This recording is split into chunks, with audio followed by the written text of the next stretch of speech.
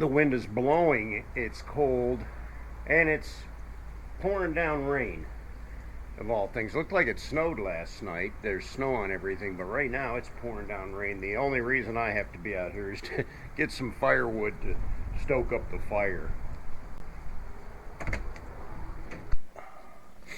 Hey cats, what's happening? Yeah, I don't want to be outdoors in this kind of weather. Besides, I'm still fighting this virus that I got just about a week or more ago, and yeah, my throat's a little raspy. I'm still coughing, and the worst part is, if I don't take cold medicine, I'll just be coughing and coughing and coughing constantly until I feel like my chest is going to explode. I mean, it hurts. So I take the cold medicine, and then the cold medicine makes you feel all droggy and dizzy, and you just want to lay down and be worthless. And so that's kind of how my week has been. Been trying to stay active, but it's pretty hard when you're feeling lousy.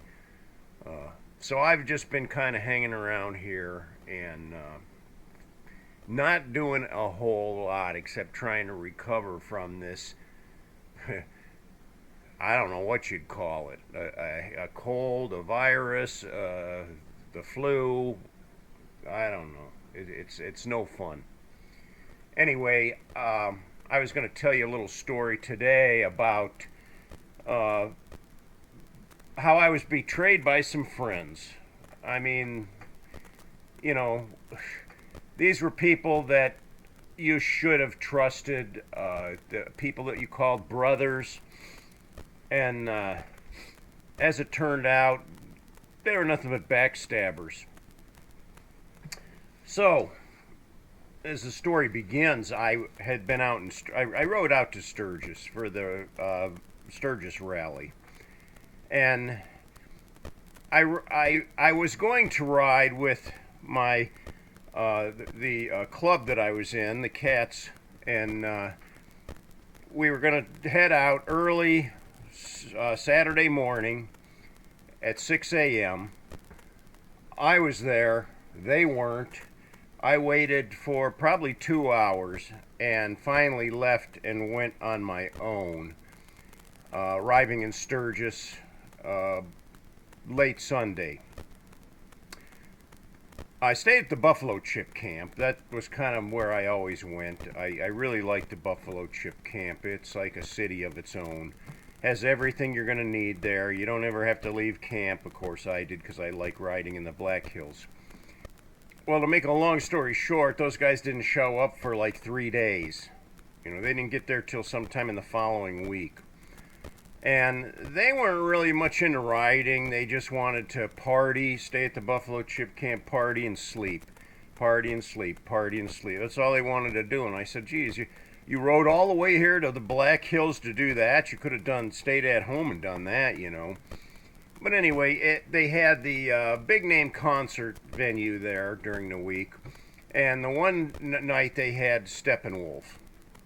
The Magic Carpet Ride and all those old classics, Steppenwolf songs, Born to Be Wild. Anyway, they were playing that night. So what you do is you could ride your motorcycle down to the concert area, and you could park right there in the lawn off the road, and you could sit on your bike and watch the concert. And so I kind of had my spot, probably about 3/4 of the way back. I didn't want to be right up there by the stage because that was really crowded and congested up there. I wanted to have some room to breathe, and I didn't want a bunch of people climbing all over my bike either. So I'd park there, and what I would usually do is I would ride all day, and then I would go to the concert ground around 6 o'clock. Now the concert didn't usually start till 10 o'clock, maybe later, depending on who the band was. And then they had a warm-up band, and then they had the big name band that would start pretty late, and then it would go past midnight. So I would get there around 6 o'clock, and you'd say, oh, that's pretty early. The concert didn't start till 10. No, because they had like this pre-concert party that went on at the concert ground there.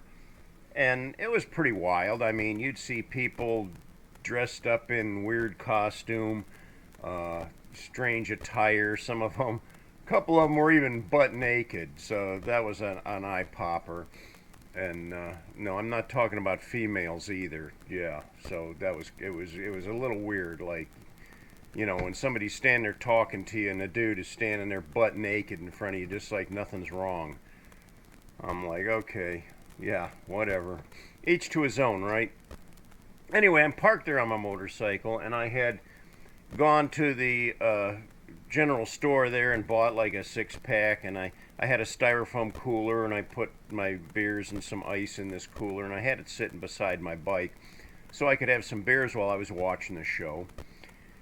And here come this woman on a Harley Davidson, and she swung around and she pulled in like right next to my bike. And she sat there, taking her gloves off and getting herself all. She looked over at me and she said, "You mind if I park here?" And I said, "No, it's not reserved at all. If you're welcome to park there if you want." She said, "Cool." And so she fiddled around in her saddlebag a little bit, and she introduced herself to me. She said, "My name's Kat, by the way."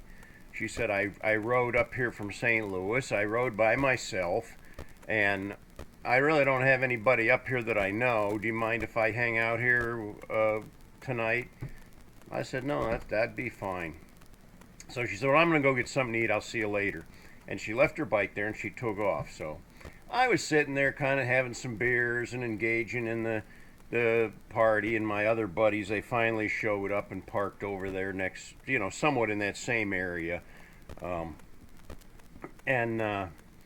So she comes back after about 20 minutes, and she has this great big, hoagie, like sub sandwich. And she rips it in half, and she goes, "I hope you're hungry because I can't eat all of this." And she hands the other half to me. I said, "Wow." I said, "Well, I'm really appreciative." And I was hungry. I hadn't eaten much that day, but I enjoyed the half of the sub sandwich as she ate hers. She said, "Hey, by the way, today is my birthday, and I'd like to celebrate my birthday. Are these your friends here?" I said, "Yeah, this is all our group here."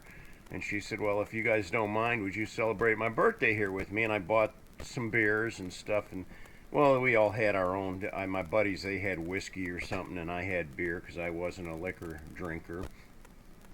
And so we kind of spent the evening together and enjoyed the concert and partied and had a good time. And when everything was all said and done, she left and went back to her camp. She was staying at a different campground, so she had to ride back out and go to her campground. So, but before she left, she said, "Hey, tomorrow night I want to come to the concert too. Are you going to be here?" And I said, "Oh yeah, we're going to be here. We're camped here, and we're always parked right in this area." And she said, "Well, I'll find you tomorrow night. I'll come back." And so during the day, my buddies and their wives. My ex was at home. Well, she wasn't at home. I don't know where she was because at the time we were going through a divorce situation. And but they knew, my buddies all knew my ex, and their wives were friends with her. And the wives began teasing me about my new girlfriend. Well, I assured them, she wasn't my girlfriend. She just was looking for somebody to hang out with, and she was hanging out with all of us. She wasn't just hanging out with me. There was nothing intimate there or anything, and she didn't want anything intimate anyways. She pretty much laid that out. "I'm not looking for anything but just somebody to hang out with." She made that clear from the beginning. And so, of course, I wasn't looking for anything either, so I was just happy to be part of the party. Well, she showed up the following night, and we watched that concert too. And then that was that.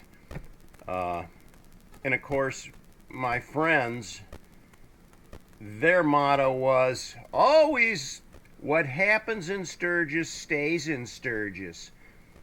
The women always said that, and I thought, well, what are you guys doing? You know, that I knew they weren't doing anything scrupulous, because all they wanted to do is drink and get hammered and then go back to their tent and pass out and sleep till noon and then get up and do it again. So, when we got back from Sturgis, the wives started this rumor that I met this girl in Sturgis and that her and I were having a